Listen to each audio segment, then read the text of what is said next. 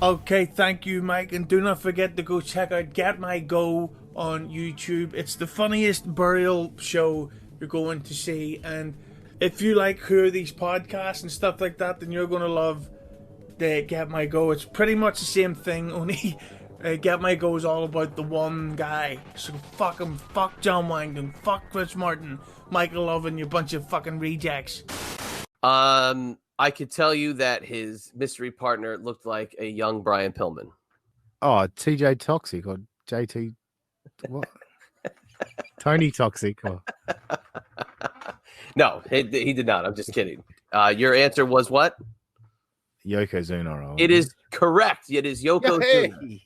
who did not look like a young Brian Pillman, but him and his strawberry blonde hair might have thrown you off. You're on fire at the moment. I need to try and catch up here.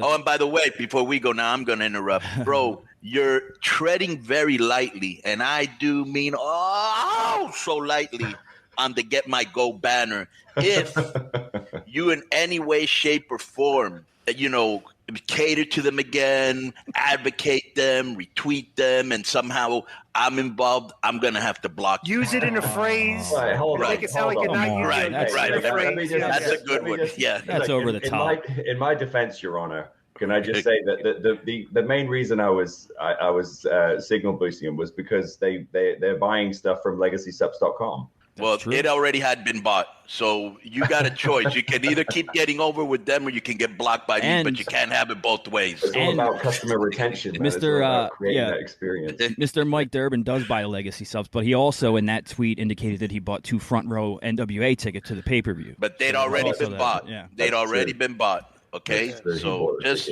you have been forewarned, sir.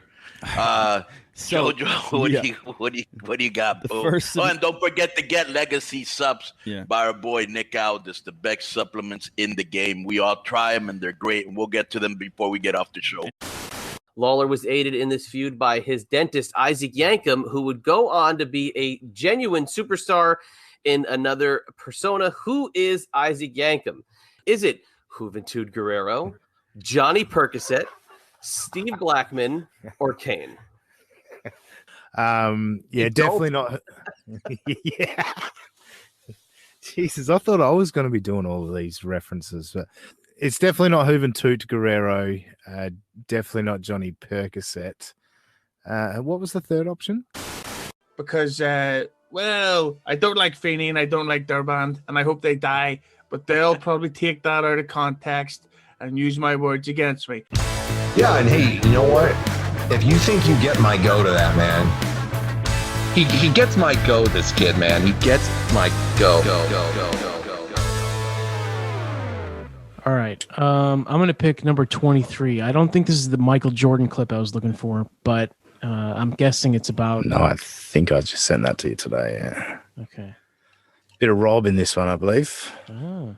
I mean, I came on late, but but you're a big part of it. Everybody's a big part of it. But for those who don't know, we got voted on by FeedSpot, which is a huge blogging site that huge, millions of hits a day, and we got put in. They ranked us as the number 23 best wrestling podcast on the planet that you need to listen to in 2019. Yep. And I thought that was really cool, man. I was really the fanboy in me kind of came out there because we were on the list with Steve Austin and Conrad's guys and all the big names, and there was a lot of big names. You beat out all Conrad shows. So.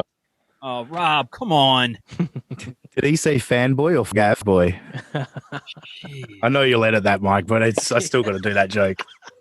What is like FeedSpot? There's no way this gets millions. I'm looking at it now, and I remember that too. Basically, all that means is either he submitted their show, or they randomly picked him, or whatever. Like that's not real. That's not a real poll at all. Everybody, I mean, common sense would tell you that, but. Another thing I tried to warn him about, it gets better. Oh, no. That list, too. Yes. So, that really blew me away because I'm not going to lie to you and think my show is more entertaining at this point. I think it's really good, but that WWR is more entertaining than 83 Weeks or Tony Schiavone or any of those.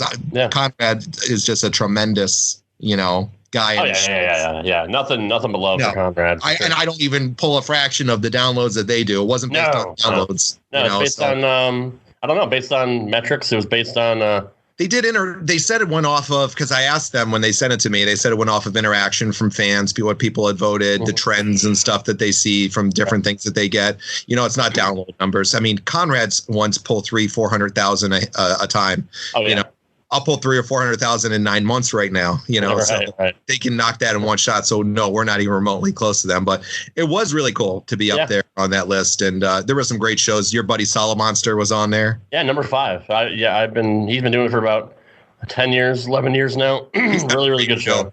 Yeah, got a huge following, especially a huge international following, and that's really where it's at right now. Is Europe and all that. So based on fan interactions. Yeah. He never had interactions ever. No, just Husey and I going, this is bullshit. Stop saying this. You look ridiculous. This is bullshit. Yeah, and don't do that. That's my business Twitter. It's your what now? No, it isn't. Just pulling the onion back a little bit.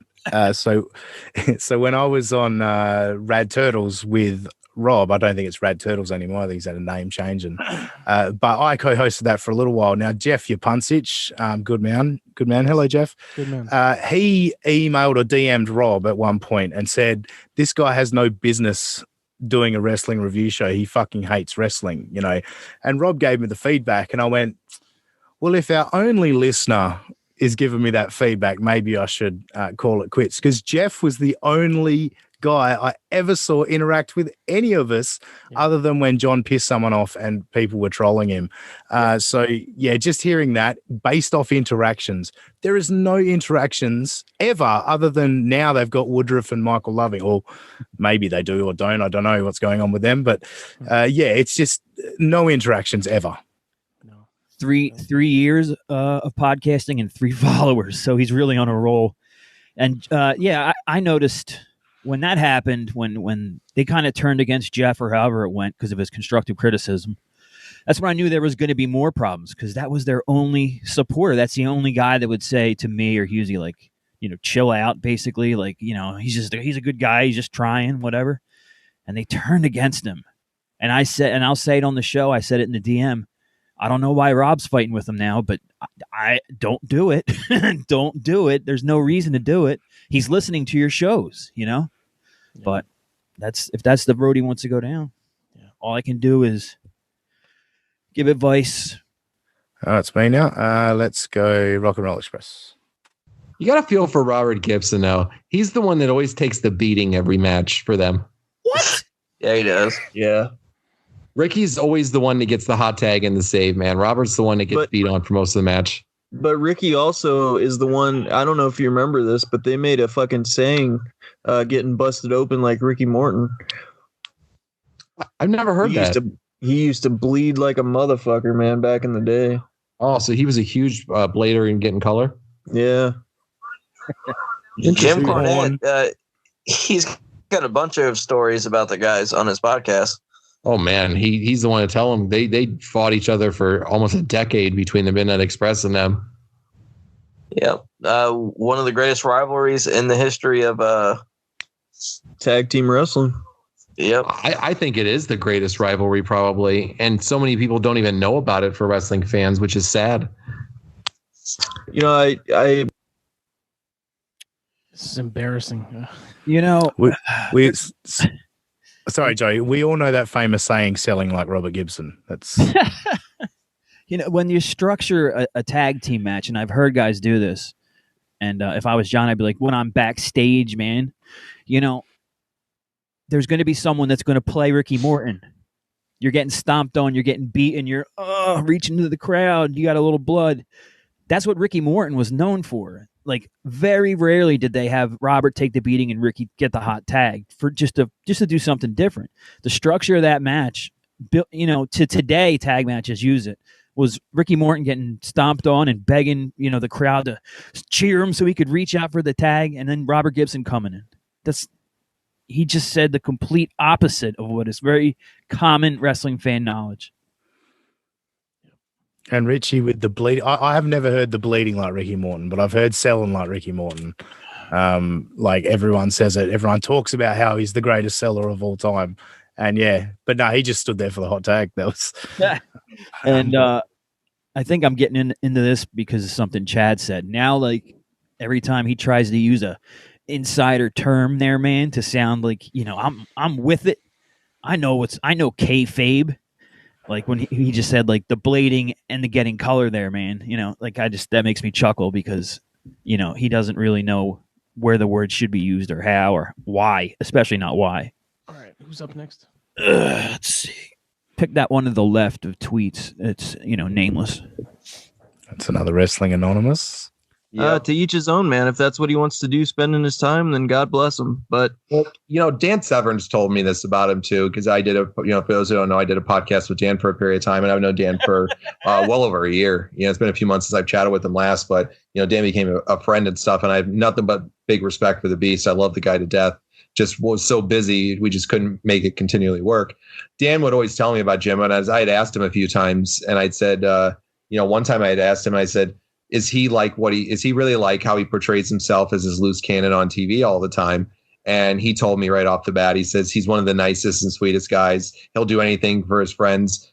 He's very serious about things, but he's, basically, to sum it up, paraphrasing, I don't remember all the words, but he basically says a lot of it's his shtick that he just does, and that's him. But he said some of it is. There's a certain part in this episode. Dude, you don't remember it because that never, ever happened. That's the reason he repeated it. When I was talking to Dan, Dan told me, no, he didn't. Stop it. And you didn't do the show with Dan for a period of time. You did it for 1 week, I'm pretty sure. Like everything from that show was done in a week or two. You had one episode and then the rest was from that Australian interview, right? Something like that. No, you didn't do anything for a period of time, and he doesn't know your fucking name. If I walked up to him at a convention or whatever, or if I emailed him and asked him about podcasting, he would not know your name. It's been years, and it was like the least possible effect that any show could ever have was you and Severn and you and Vamp. Yeah. I mean, if Dan Severn is like 60 years old, let's say, I don't know, you interacted with him for maybe 2 or 3 weeks max. You're a tiny fraction of this man's life. He has no idea who you are. And if you'd like to hear the story about John Wangland meeting Dan Severn, go back and check out our episode early on. Hi, Dan. I'm John, or whatever. Episode 19. Was that Chad's debut episode? Chad's debut, yeah. Brilliant. I'm the king of Get My Go trivia. Hit me with another one. On that note, I think the best 3 contestants, if we're doing a Jeopardy style, would possibly be Dean, Chad, and my wife. That's your 3, all right, I'm going to pick a random one here. This is from Cheap Heat and Cheap Pops. Nice. David, I was just on a show this last week that's going to be dropping. Great guy. You got the great funny comedian from Ireland, Mr. Husey, is going to be joining us here hopefully really soon. Jeff wants to do the show with him in the worst way. Husey's in Ireland, which is way ahead, so it's like we're going to match up a time. Husey will make you piss yourself laughing too. The guy is absolutely hysterical. I love him to death. Like, Husey's doing a great show. Probably some of the best interviews that you'll hear is what Husey gets on his show, man. He's had Jackie the Joke Man, Marlene Perez. Wow. Another one, how the tables have turned. You gotta play that for Husey. And if there was ever anything I'd say to add to the perfection that is the show's intro song, after he does the love Mike Durbin, hard working guy, this and that, you could also throw the Husey in there and maybe like somebody else right afterwards. You can hear him, Jeff Lane, terrific guy. I probably somewhere I have clips of him praising everybody and then talking shit about everybody in our little universe. I can find clips on either side. So when you first did the song, Mike, that's what I thought the second verse was going to be. Whoever was on the show, it would be him praising those people, whoever was on that episode. Because that would be great. I should. That'd be a lot of work though. I'd love to find like Martin praising Chad. Yeah, that'd be great. Yeah. It's probably on their interview with him, right? Yeah. I've never been able to find that. The only one that I see is I think John interviewed Paz on Wrestling with Reality. And another great part was, I think he said Jeff's dying to do a show with Husey. Is that Jeff Max and Big Husey Mark? Big Husey Mark. I never knew that.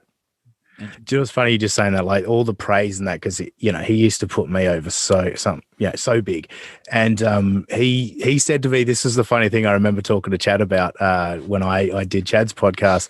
John said to me, "Yes, talking to Chad, he loves Fat Coon, man. He loves Fat Coon. He heard the interview. He said it was hilarious. He said you're hilarious." And I told Chad about that, and Chad's like, "No offense, like I do think you're hilarious, but back then I didn't know who the fuck you were. I'd never heard the interview." And that's like, yeah, that's what he does. He just that was one of the first things that I thought. When Chad didn't rock up on the network, I was like, this guy's full of shit. That was one of the first ones.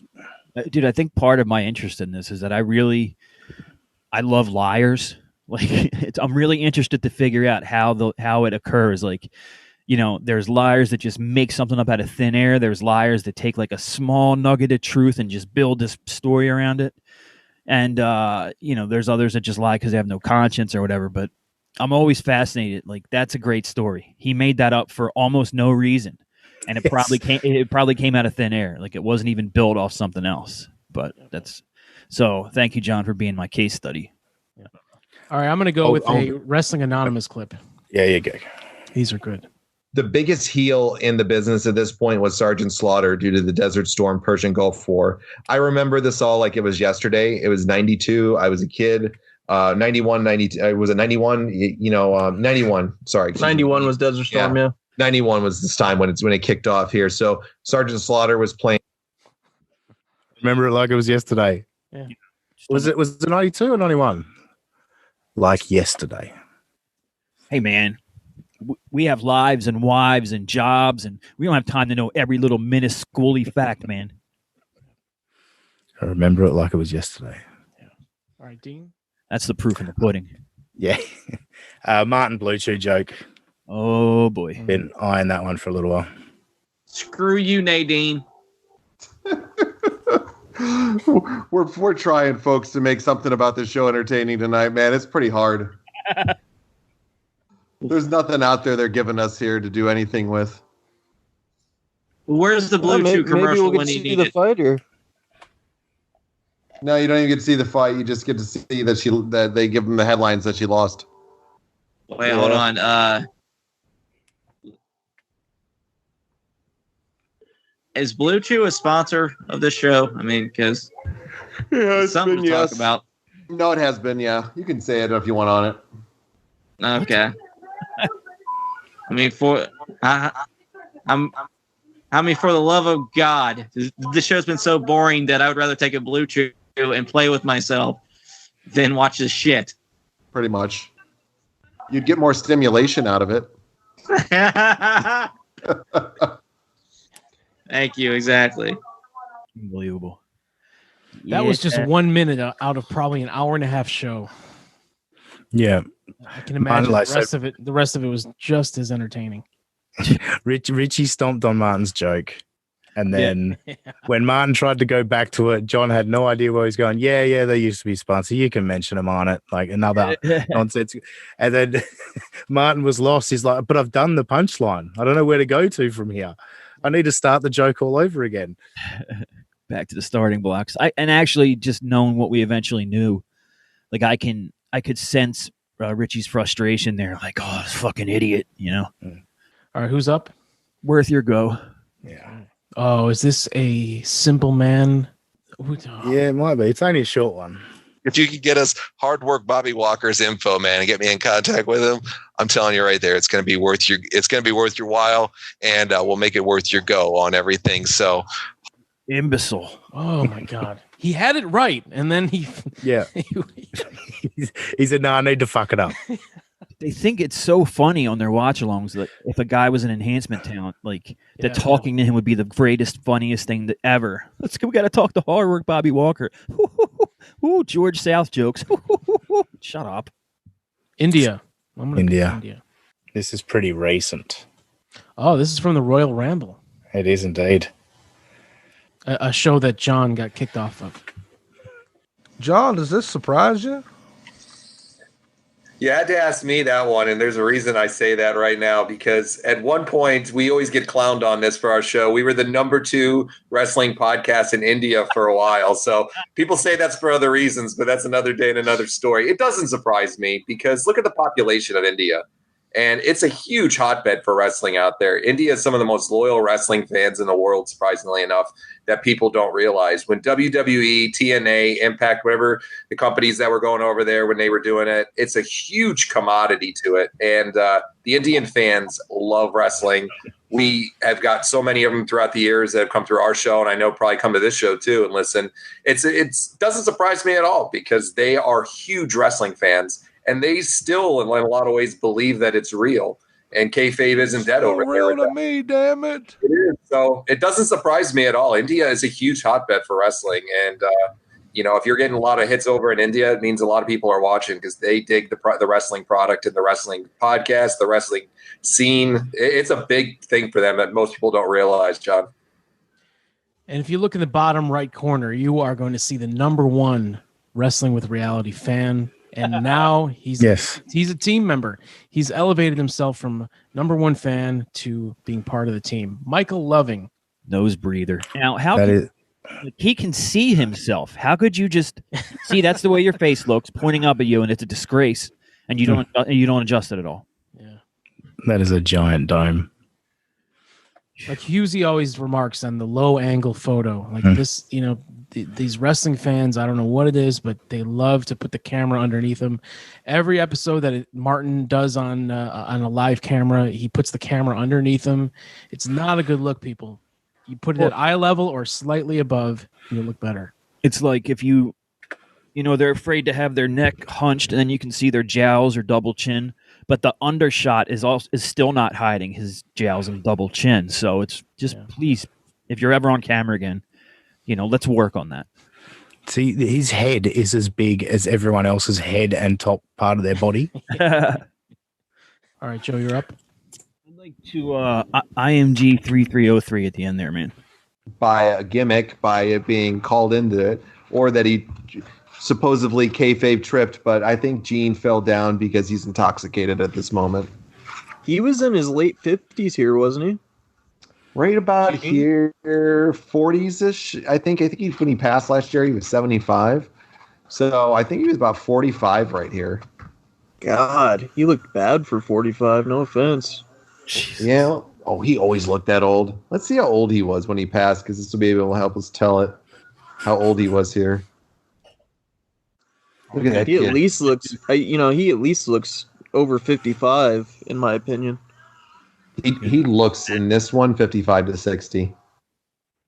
Just before he gets to this, all right, so it should be on the screen, Survivor Series 1990 watch along. In case this isn't video, who knows?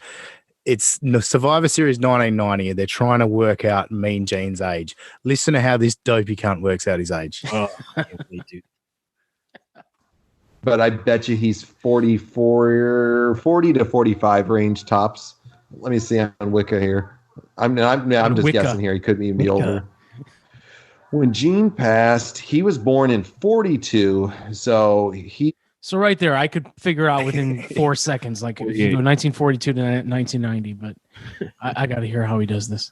Passed at the age of 76. So he would have been, in this case, he passed earlier this year on January 2nd. So at this point, he would have been 47, I think, if my math is correct here.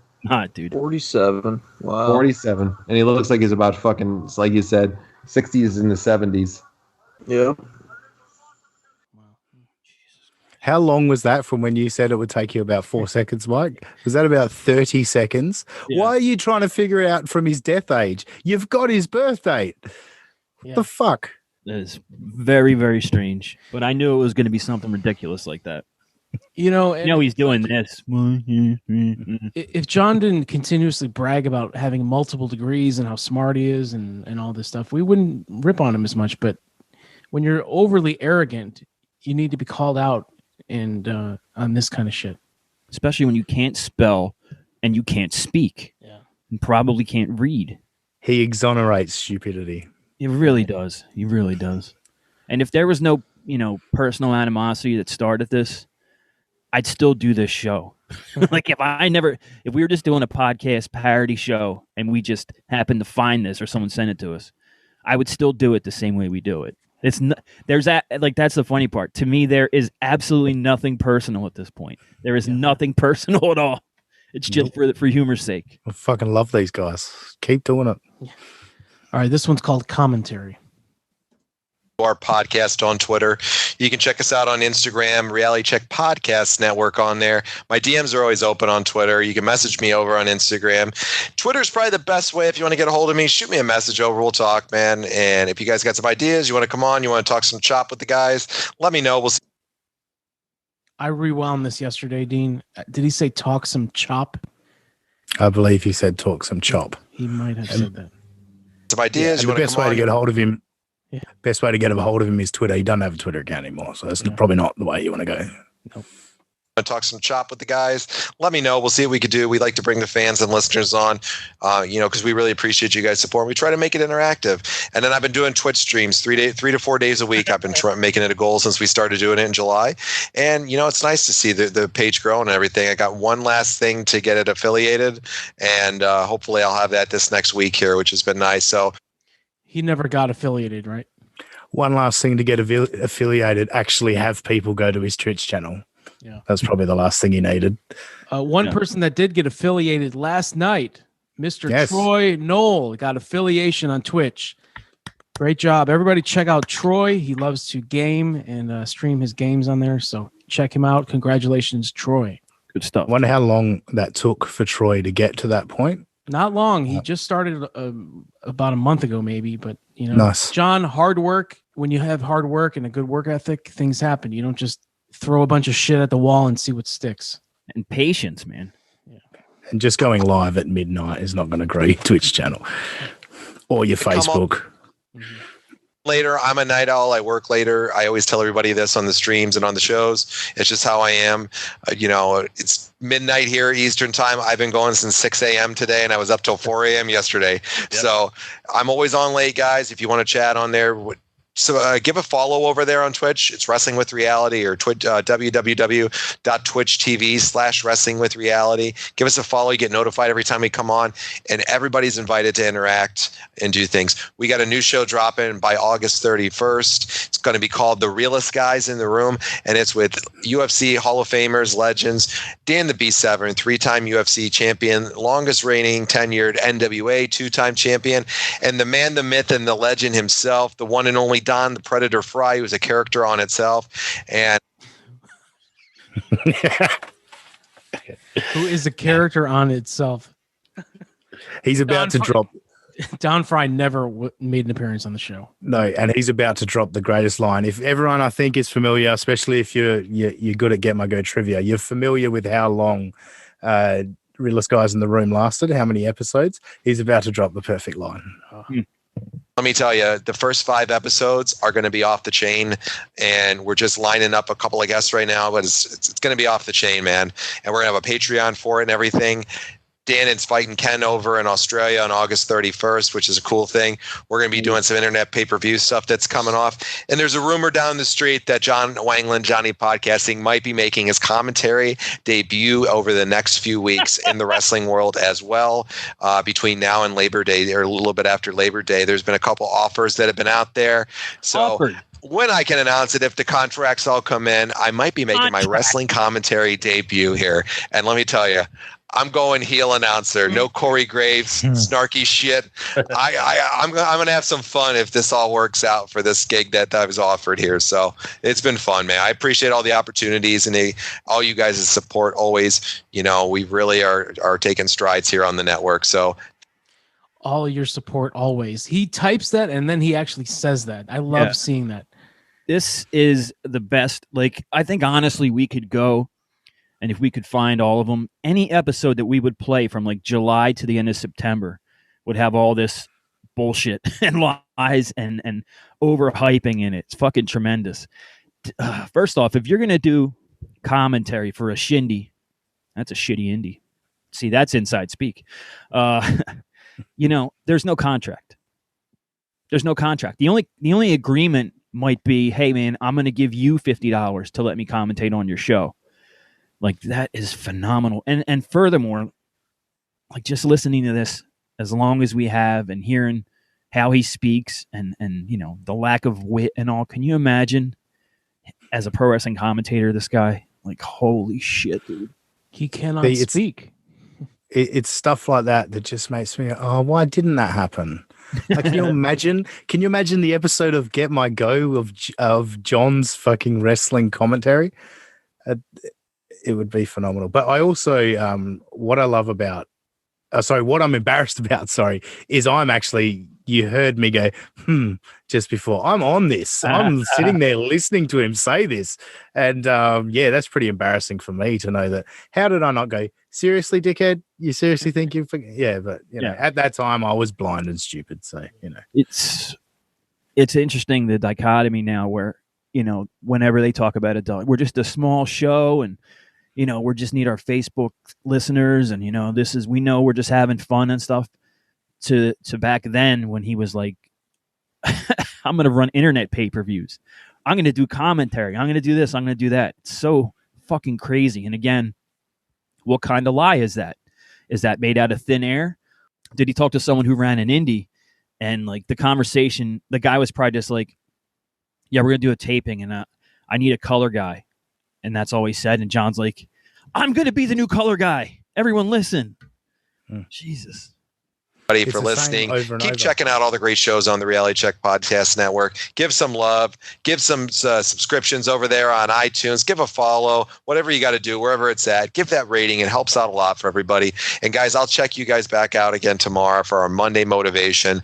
I got a good topic for you guys this week. It's about grief. We're going to talk about how you cope with grief, how you work through it, and what you can do to take the toughest points of your life and turn that frown upside down, and to take that bad stuff and turn it into a positive. It's a good topic. You guys will like it. We're going to have a lot of fun. We'll tape it live Monday night on Twitch. Every Monday night I do it on Twitch. So if you guys want to hop in, people get a lot out of the show, I think, and I've heard that. So I hope you guys come on with me. It's my favorite one I do in the week for that type of stuff.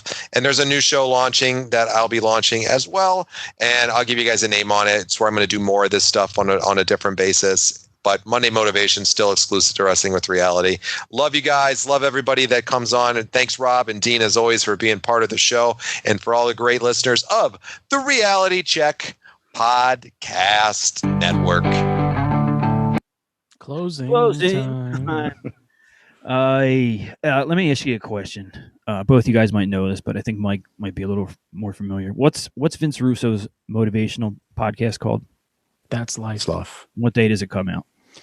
He records it on Mondays, I think, and then does it come out on Tuesday, or is it? I think he does it live on Twitch on Monday, doesn't he? Yeah, on Monday. So, I mean, that's such a see-through, blatant, obvious attempt to, like, you know, copy this guy. Yeah. Every Monday motivation is exactly the same. Like, they're all just identical. He just talks in circles. I mean, he always does, but, you know. I wonder who's sorry, Dean. Go ahead. No, I was done. Sorry. I wonder whose, like, book on tape he has that he just kind of, you know, he takes in and then just regurgitates it in a stupider manner and less helpful. All right, who's up? You did, didn't you? You just sprung it up, so it must be me. Well, obviously, we know. Let's go another Wrestling Anonymous. Either of those two there, Mike. Yeah. Yeah. That's where this was started. Yeah. For anybody that uses that debate all the time about, the combination is, man, you sound ignorant when you say it, because you don't understand the complexities of ratings and stuff too, because they're making way more ratings. It's like with podcasting. I was talking to a kid the other night, asked for some help. That's the prime example you should use right there for those people that are saying that. Yeah. So I was talking to a kid Trivia. What's the guy's name? Joseph something? Oh, yeah. Oh, yes. Joseph Conlon. Yeah. I just like the fact that I was talking to a kid the other. I'll bet you were. Yeah. Other night in a group that I was at, and he's a nice young man. He's got actually a really good show. It's a fantasy football show, and I was giving him a couple tips and suggestions as he's getting going, trying to grow his audience. Yeah. And I have to remind people all the time, it's like, when they're wondering why certain downloads aren't always there. They can't all be tracked on for like just podcasting is a great example. They can't all be tracked. So realistically, what you're seeing for numbers is way less than what it really is. And I've had one of the heads of who taught him that, who begged him to listen, stop saying you have all these downloads because they're not tracked properly. And I understand his spin on it. Well, it's not tracked properly, so I have way more downloads. So he spins it and twists it into a positive for himself. But no, I was the one who told him a million times on Twitter and in DMs, like, you sound stupid. You sound stupid. Everyone knows that this isn't accurate. And I would send articles, look, it's not accurate. And he still wouldn't listen. One of the largest tracking sources for podcasting in the world tell me that. I think it's the number 2 largest company with PodTrack. One of the big people over there told me this, is they can't measure up everything yet. They're trying to, but it's almost impossible for them. So you can't, you don't even get an accurate reflection all the time on probably what you're really doing for your downloads there. Now think about it though, from a larger perspective with television, they're having the same problem. They can't track it all. And this is from a huge platform. You know, everybody watches TV. Not everybody listens to a podcast, but everybody sure as fuck pretty much 99.9, people out of 100 watch TV at some point. Right. And they can't track it. They don't have the tools and the capabilities. And it's not that they don't have the programs to do it. It's the restrictions, the laws, the different guidelines for things. There's so many things that factor into it that people just don't even have any idea to realize, man. And exactly that debate with art, with ratings and shit is so fucking, it's such a false narrative. Yeah. Because it's not accurate. Well, that's somebody that's all. That was 99.9 people out of 100. That was total like word jumble, sentence stew. I don't know what's going on there, but there's what? It's illegal to track ratings the right way for TV. What are you talking about? What guidelines? What's preventing them? Who's preventing them from tracking the viewership and whatnot? And you can say what you want about it. Same thing with podcast downloads. Whether or not they're 100% accurate, that's what you're getting paid off of. So if your provider says you got 8,000 downloads, you can't just go to a possible sponsor and go, yeah, but I think it's more. I think it's way more. And TV ratings have been tracked by Nielsen forever, and that's what everyone accepts as the gold standard, and that's how shows get their advertising dollars and whether or not they get canceled. Imbecile. Also, so when he says like he got 1 million downloads in 9 months or whatever he's said, has he factored in the ones they haven't counted when he says that, or is it actually like 4 million downloads if they can't track it all? I think he's saying that it would actually be more. Yeah. Yeah. All right. Next one up is a look back at Triple H's 25 years in the business. And everything of her. What do you think turned Vince McMahon off on her? This is not in any way meant to be disrespectful to anybody. I just want to preface this right now so nobody takes my words out of context. This is not meant to disrespect anybody. This is not in any way, shape, or form any defamatory remark towards anybody for their defamatory. Oh man, there's always something new, isn't there? He can't go 3 minutes without making some kind of fuck up. Deflammatory. I wish he said fire extinguisher. Deflammable. Yeah. Color, creed, religion, sexual preferences whatsoever. This is not it. This is just my opinion on why this happened. So I just want to make that clear so nobody minces my words and tries to spin it into something that I'm not. Yeah. I think the reason was because at that point, so nobody minces words. You just mince the fuck out of your words. Nobody knows what you're talking about.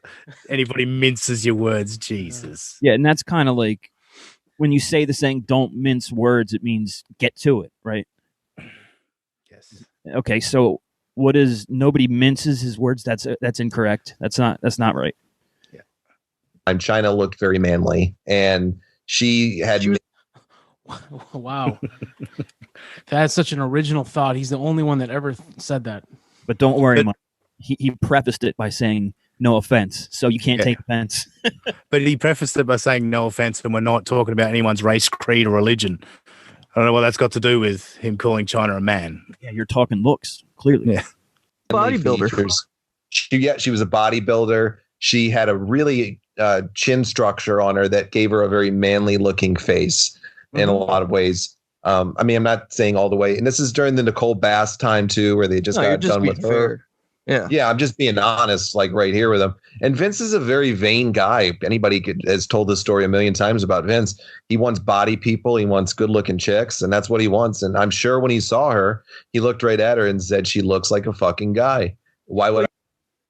Man, I love how she has a very jaw structure. she has a very I mean, I'd be offended by that, but again, once he prefaced it with no offense, like there's nothing that we can do. He made What can you do? Poor China. No offense, Joe, but fuck you, you're a cunt. Yeah, exactly. Did Brett screw Brett? Oh man, well, what's the controversial position they could take? I bet you, since most of the fans blame Vince, they're going to blame Brett. 25 seconds is probably just a malaprop. The way I can explain Brett sometimes, though, is that Brett is a complete megalomaniac. And for people that don't know what a megalomaniac is, the best way I can put it is it's somebody that really overvalues themselves at certain points and really is kind of like a legend in their own mind is the best way I can kind of put it. And they have this such high opinion of themselves, and rightfully so with what Brett did in the ring. It was Jesus Christ. You can't make this stuff up. Yeah. He hit the head on the nail there, man. He just described himself. There's a lot of that. I think it was one of my early jokes that John Wangland should be on the ceiling of a boardroom because he's a projector. Whenever he rips somebody, it's always, it could be turned back on him so easily when he criticizes anyone. All right, here's another one from the Triple H episode. Somebody, and he was it. And I don't think McMahon was king of the ring, and they took it away. Yeah, and that was all punishment. And just like you said, man, McMahon basically told him, I don't hate you for it. I'm not really that mad at you about it, from what I've heard. And many people have told this story to collaborate it, too. That he said, just like you said, you're gonna. That's not the first time he's switched those two around. No, he's definitely used that more than once. And he's definitely heard "Get My Go" and the collaborate, because he tried to fix it a few weeks back, and he said corroborate. So he's getting there. He's getting there. Getting close, yeah. Yeah. Get a lot of piles of shit now, and you're going to eat it, and you're going to have to take what you got, man. And he told him, and not mincing any words with the guy, you're going to get buried, man, and it's going to be really bad for you for a while. So, either walk away and leave, or you eat your shit, man, like you said, and you take it and see where it goes from there. And you got to give him a lot of respect for sticking it out through that too, man, because a lot of people can't take that type of stuff. And he got buried to the moon, man. He was losing it. He got this. He got buried to the moon. But the moon's up. Yeah. How does one get buried to? He actually got Richie saying that as well. I've heard buried to the moon so many times, and it's just because it's pushed to the moon. So they think the opposite is buried to the moon. Wouldn't it be buried to China or whatever? It definitely would, yeah. Yeah. Flop pen match with the Godwins. Just never won. King of the Ring taken away. I mean, whoa. Yeah, Josh, that's for you, Josh. Big Josh. You love this one. Multiple degrees. Yeah. One King of the Ring taken away. I mean, rough time for him. Yeah, and when Martin says "tooken," that's just a result of his upbringing and his schooling. You can't blame him. But come on, John, the multiple degrees, that's not a word. It's probably why he hasn't. The doctorate got taken away, and so it's 3 credits away. I want to know, like, does Martin ever write "tooken" in a message or anything? Like, that's what I want to know. I want to see a message with "tooken" written. I can go back and look in my numerous DMs with Martin. I'm sure there's got to be a "tooken" in there somewhere. The Martin, because you got to go out of your way. You got to go out of your way to write "tooken." You need to stop the autocorrect and everything.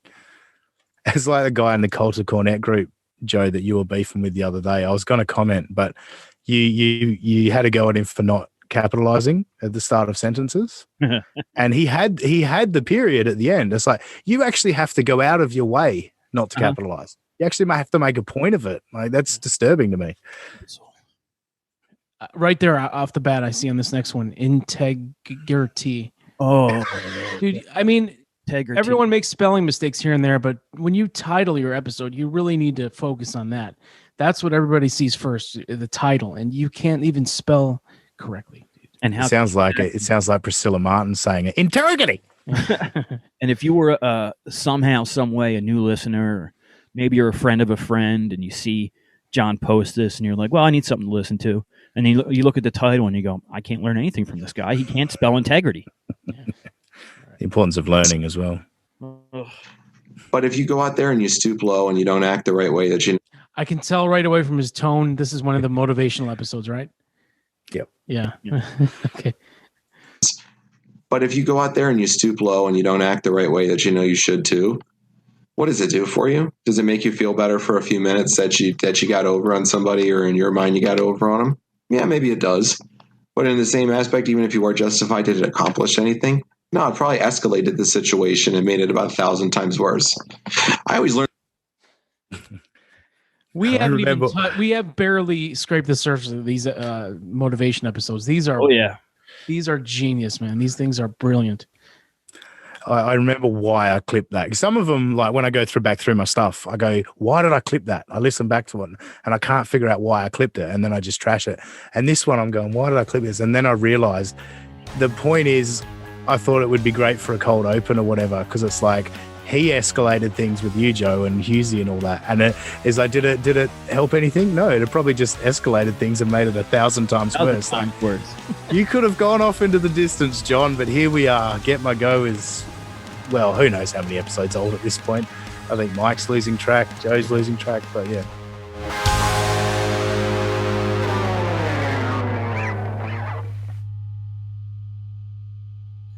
Look, I'm trying to shore up the topic here, all right? I'm trying to bring it back to the trivia. You did pretty good. You did pretty good.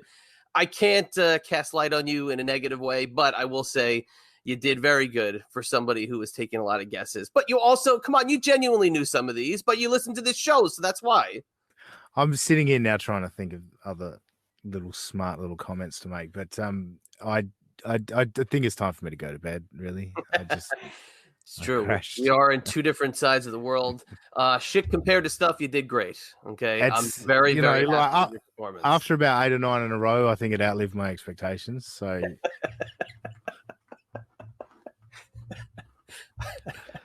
I was flogging my dolphin at that point, and I think I got ahead of myself. Look, you're not drugged out of your gore tonight. That's for sure. You did great. I'm very proud of you. In the same aspect is we'll probably get 32 million downloads. Now, if you want to enjoy some sex with some men, you listen to another show. All right, we're just getting ridiculous now. Did you enjoy playing trivia with me? You want to enjoy some sex with some men?